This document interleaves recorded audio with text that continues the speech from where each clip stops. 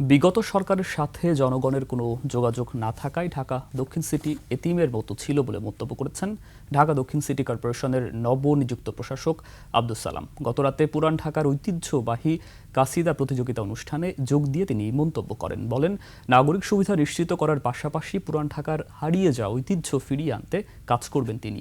আর প্রথমবারের মতো কাসিদা প্রতিযোগিতা আয়োজন করে ভালো সাড়া পাওয়ায় আগামীতে আরও বড় পরিসরে আয়োজনের আশা প্রকাশ করেন ঢাকা ৭ আসনের এমপি হামিদুর রহমান।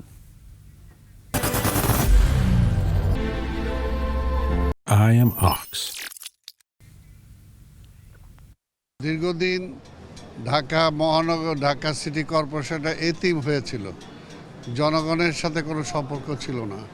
জনগণ কি চায় না চায় সেটা তারা ধারে কাছেও ছিল না। আমাদের পুরান ঢাকা ঐতিহ্যটাকে আমি আবার ফিরে পাবো।